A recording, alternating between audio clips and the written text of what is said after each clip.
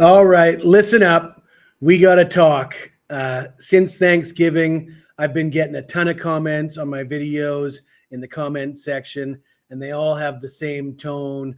People saying the NFL is rigged, the house always wins, sports gambling has ruined the NFL.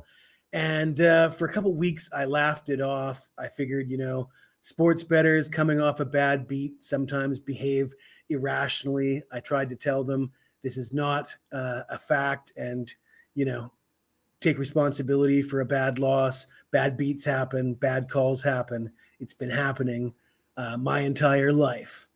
But last Sunday, something happened. Shit hit the fan a little bit.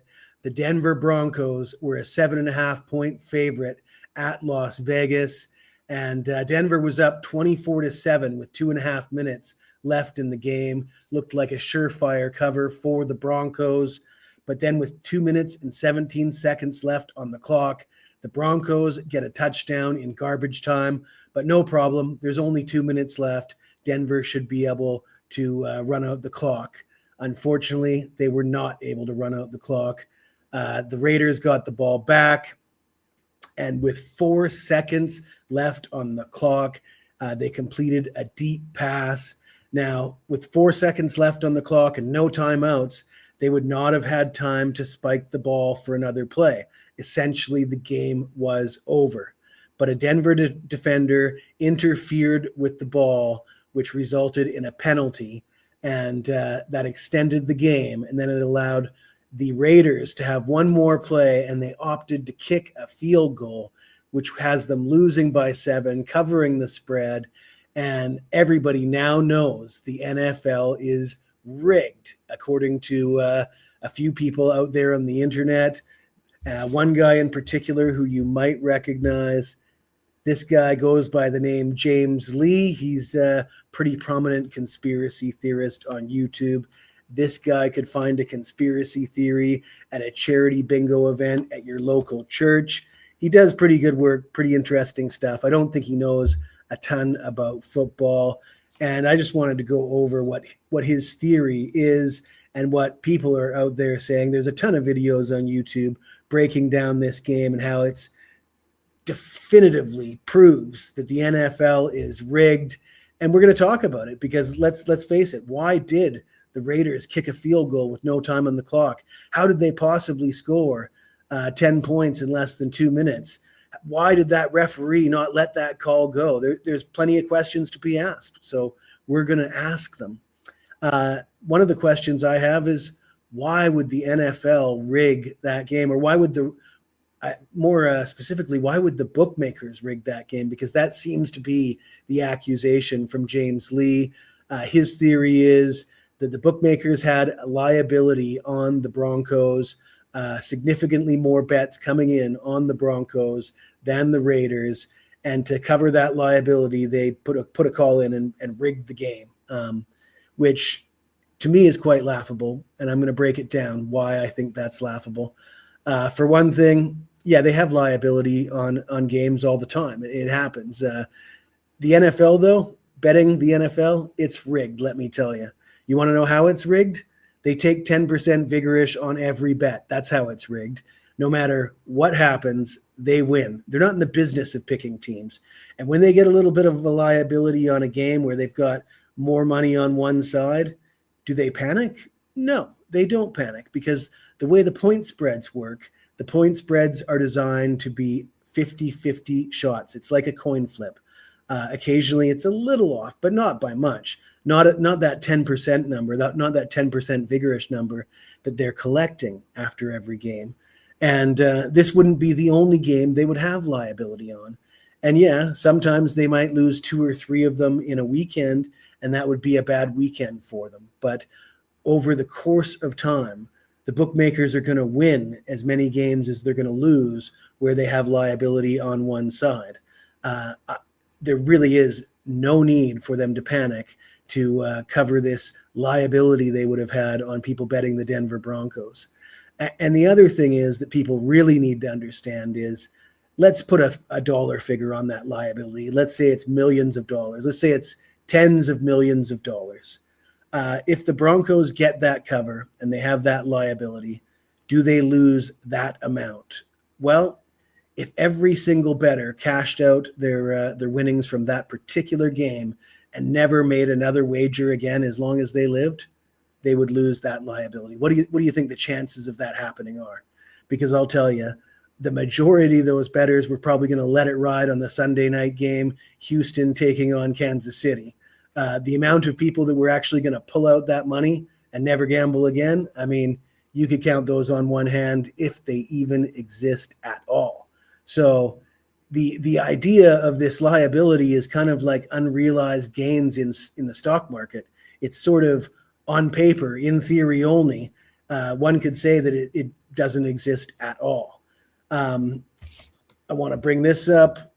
You might recognize this character, Ace Rothstein, Robert De Niro, in the movie The Casino. And let me remind you what his mantra is.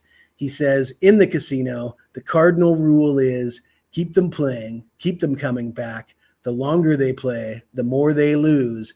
And in the end, we get it all. Now, does that sound like somebody who's afraid of a little bit of liability on one game? It doesn't sound like that to me. Now, let's break down that final play that seems so controversial that led to that last-minute field goal. First of all, Kenny Pickett was the quarterback in the game. He's the backup quarterback. He comes in. He's got an opportunity now to play after sitting on the bench all season long. Of course, he's going to be fired up trying to engineer scoring drives. Tyler Lockett, the receiver, catches that deep pass. He's the one who was interfered with by Brandon Jones, the defender for the Denver Broncos. And then you got Pete Carroll, the coach, the one deciding to run those plays and kick that field goal. So, and then you got the referee. So if the bookmakers were going to rig this game, they're going to have to pay Pete Carroll, right? Because he's in on it. I mean, he decided to kick the field goal. They got to pay Brandon Jones because he's the one who committed the foul with 4 seconds left. If he didn't do that, the game was over. They got to pay Tyler Lockett. They got to pay Kenny Pickett. It's a lot of people they got to pay out to make that happen at the very end of the game.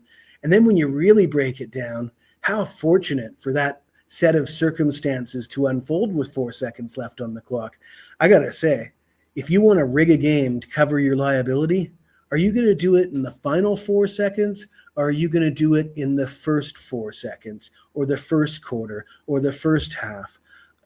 The answer is quite obvious, in my opinion. People don't rig games in the final 4 seconds because nobody has any idea what is going to happen in the final 4 seconds of any given NFL game. The idea that these games are scripted is asinine. It's impossible to script what happens in an NFL game. Now, that's not to say that NFL games have not been rigged, are not being rigged, will not be rigged in the future. They have been. In fact, I will point you to a UTEP study at the University of Texas, El Paso, and one professor, Spencer Barnes, who did a study last year on the Kansas City Chiefs, and he came to the conclusion that the Chiefs dynasty was often aided by calls from the official that were under financial pressure from the league to, when given judgment calls, favor with the Kansas City Chiefs. I will post a link to that in the description of this video. That is a pretty comprehensive study suggesting the motivation for referees to give favorable calls to the Kansas City Chiefs. Now, I'm happy to see this study. I enjoyed the read. I did not need to read that study to know that the Chiefs were getting favorable calls. I simply watch football every Sunday, and that's enough for me to know that. But for those who doubt it, please go and read the study. I'll point to another game that's quite famously been rigged, and that's Super Bowl XL between the Seattle Seahawks and the Pittsburgh Steelers. The opening drive, Seattle drives down the field. They score a touchdown. Woo, everybody's clapping. All of a sudden, there's a flag. They call the touchdown back. It's a penalty on Seattle. I believe it was offensive pass interference. The announcers have no idea what happened. Nobody in the stadium has any clue what the referee saw. And calls like that continued throughout the game. There was a couple very influential calls late in the fourth quarter that prevented Seattle from coming back, even despite all those bad calls going against them.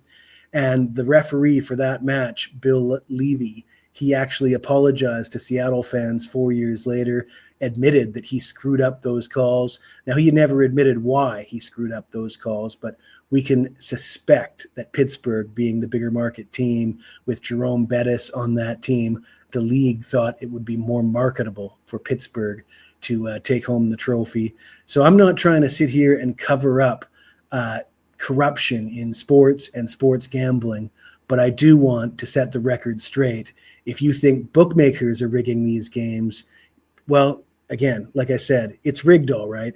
It's rigged because you're paying 10% every time you bet one side or the other. They do not need to rig a game in favor of any particular team.